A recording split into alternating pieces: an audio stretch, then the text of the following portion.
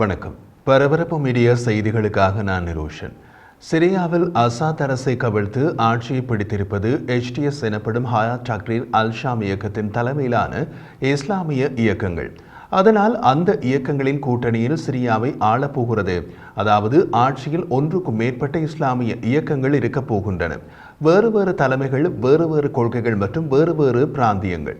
இந்த கூட்டணியில் சந்தேகத்திற்கிடமற்ற விதத்தில் பெரிய இயக்கம் மற்றும் பலம் வாய்ந்த இயக்கம் HTS எனப்படும் ஹயாத் தஹ்ரீர் அல்-ஷாம் இயக்கம்தான். இப்போது திரையில் தெரியும் வரைபடத்தை பாருங்கள். HTS வடக்கு சிரியாவை தளமாக கொண்ட இயக்கம். அதாவது துருக்கி எல்லைக்கு அருகிலுள்ள பிராந்தியங்களை சேர்ந்த இயக்கம் ஹயாத் தஹ்ரீர் அல்-ஷாம். இவர்கள்தான் போரை தொடங்கியவர்கள். போரும் வடக்கு சிரியாவில் இருந்துதான் தொடங்கியது. HTS தலைமையிலான கூட்டணி படைகள் வடக்கு நகரங்களை கைப்பற்றியபடி தெற்கே உள்ள தலைநகர் டமாஸ்கஸை நோக்கி வந்து கொண்டிருக்க, அதன் பின்னரே தெற்கு சிரியாவில் உள்ள இயக்கங்கள் கூட்டணியில் இணைந்தன. வடக்கில் இருந்த இயக்கங்களும் தெற்கில் இருந்த இயக்கங்களும் எந்த ஒரு காலத்திலும் இணைந்து செயற்பட்டதில்லை. காரணம், இந்த இரு தரப்புக்கும் இடையே உள்ள பகுதிகள் சிரிய, ரஷ்ய மற்றும் ஈரானிய இராணுவங்களின் கட்டுப்பாட்டில் இருந்தன. இப்போது தலைநகர் டமாஸ்கஸை கைப்பற்றிய நிலையில் வடக்கு இயக்கங்களும் தெற்கு இயக்கங்களும் முதல் தடவையாக சந்தித்துள்ளன. அசாத் ஆட்சியை கவிழ்க்க உதவிய தெற்கு சிரியாவை சேர்ந்த ஆயுதமேந்திய இஸ்லாமிய இயக்கங்களின் தலைவர்கள் அபு முஹம்மது அல் ஜுலானியை சந்தித்ததாக இணையத்தில் வெளியான புகைப்படங்கள் மற்றும் அறிக்கைகள் தெரிவிக்கின்றன. இந்த சந்திப்புகள் முக்கியமானவை என்பதற்கு இரண்டு காரணங்கள் உண்டு. முதலாவது, தெற்கு சிரிய இயக்கங்கள் சிரிய புயற்சி மற்றும் தலைநகர் டமாஸ்கஸை கைப்பற்றியதன் முக்கிய பகுதியாக இருந்தன. இரண்டாவது காரணம், தெற்கு சிரிய எல்லையில் தான் இஸ்ரேல் உள்ளது. இப்போது திரையில் தெரியும் வரைபடத்தை பாருங்கள். இஸ்ரேலிய எல்லை அருகே தெற்கு சிரிய இயக்கங்கள் தான் இருக்கப் போகின்றன. தெற்கு சிரியாவுக்குள் இப்போது இஸ்ரேலிய இராணுவம் ஆக்கிரமித்துள்ளது. அதனால் இஸ்ரேலோடு மோதல் ஏற்பட்டால் அதில் தெற்கு சிரிய இயக்கங்கள் தான் முக்கிய பங்கு வகிக்கப் போகின்றன.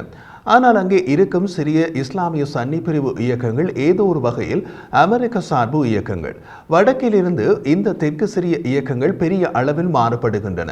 காரணம், தெற்கு சிரிய இயக்கங்கள் வேறு வழியில்லாமல் அசாத் ஆட்சியுடன் ஒத்துப்போக வேண்டிய கட்டாயத்தில் இருந்தவர்கள். தெற்கு சிரியாவின் சிரிய மற்றும் ரஷ்யாவின் விமான குண்டு வீச்சின் கீழ் 2018ஆம் ஆண்டு அசாத் ஆட்சியால் நிர்ணயிக்கப்பட்ட நிபந்தனைகளுக்கு தெற்கு சிரிய இயக்கங்கள் உடன்பட வேண்டிய கட்டாயம் ஏற்பட்டது. அவர்களில் பலர் சிரிய இராணுவத்திலும் இணைத்துக் கொள்ளப்பட்டனர். இருப்பினும் அவர்கள் இம்மாதம் 6ஆம் தேதி மீண்டும் அசாத் அரசுக்கு எதிராக திரும்பி தலைநகர் டமாஸ்கஸை கைப்பற்ற உதவினார்கள். பெரிய இயக்கமான HTS அல்லது ஹயாத் தஹ்ரீர் அல்-ஷாமின் தலைவர் முஹம்மது அல் ஜுலானி. ஜுலானியின் உண்மையான பெயர் அஹ்மத் அல் ஷாரா. இப்போது அவர் தலைநகர் டமாஸ்கஸின் வெவ்வேறு பகுதிகளில் சுற்றி வருகிறார். மசூதிகளுக்கு சென்று மக்களை சந்தித்து தனது தலைமையினை உறுதிப்படுத்துகிறார்.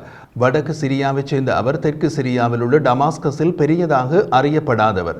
அதனால் பல சவால்களை எதிர்கொள்கிறார். ஆனால் அவர் ஆரம்ப தடைகளை கடந்து வருகிறார்.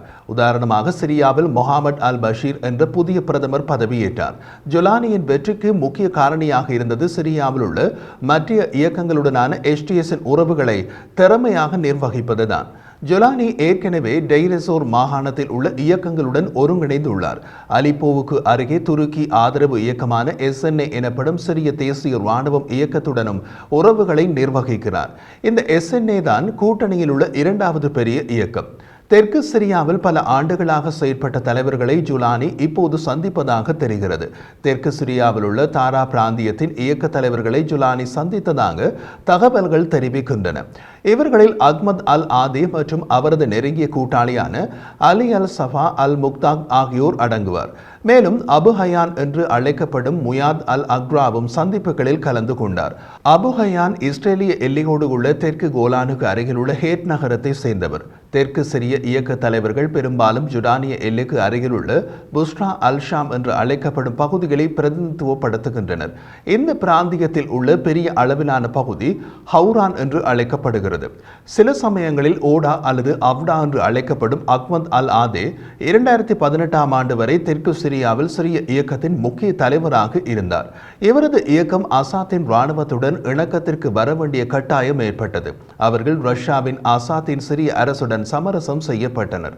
அதன் பின் ரஷ்ய ஆதரவு 5வது படையணி எனப்படும் இராணுவ பிரிவில் சேர்ந்தனர். இது சிரிய இராணுவத்தின் கீழ்தான் செயற்பட்டு வந்தது என்ற போதிலும் ரஷ்ய ஏற்பாட்டின்படி தனி படைப்பிரிவாக இயங்கியது. அஹ்மத் அல் ஆதே 5வது படையணியின் 8வது பட்டாலியன் படைப்பிரிவுக்கு தளபதியாக இருந்தார். அவர் ஆதே புஸ்ரா அல் ஷாம் நகரத்தில் வசிக்கிறார்.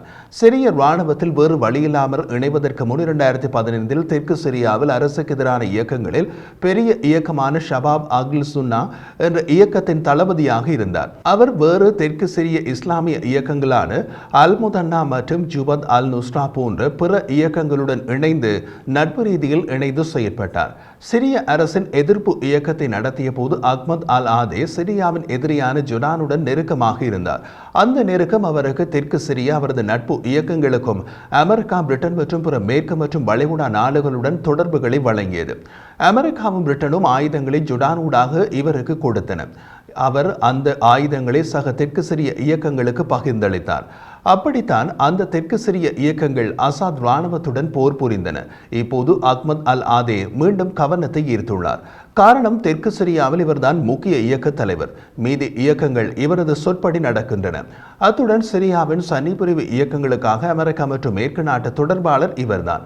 அத்துடன் இஸ்ரேலிய எல்லையில் உள்ள பகுதிகள் இவரது இயக்கமான ஷபாப் அல் சுன்னாவின் கட்டுப்பாட்டில் உள்ளன. அஹ்மத் அல் ஆதேயின் நெருங்கிய கூட்டாளி அலி அல் சஃபா அல் முக்தாத் என்று அழைக்கப்படும் அலிபாஷ். அடுத்து என்ன நடக்கும் என்பது முக்கியமானது. HTS இயக்கம் வடக்கிலிருந்து பயணித்து தலைநகர் டமாஸ்கஸை சென்றடைவதற்கு முன் டிசம்பர் 8ஆம் தேதி டமாஸ்கஸுக்குள் முதலில் நுழைந்தவர்கள் இந்த அஹ்மத் அல் ஆதே மற்றும் அலிபாஷின் இயக்கத்தவர்கள்தான். அவர்கள் 8ஆம் தேதி காலையில் டமாஸ்கஸுக்குள் நுழைந்தனர். அசாத்தின் பிரதமரை அவரது வீட்டிலிருந்து ஹோட்டலுக்கு அழைத்து சென்று நிர்வாக மாற்றத்திற்கு உதவினார்கள்.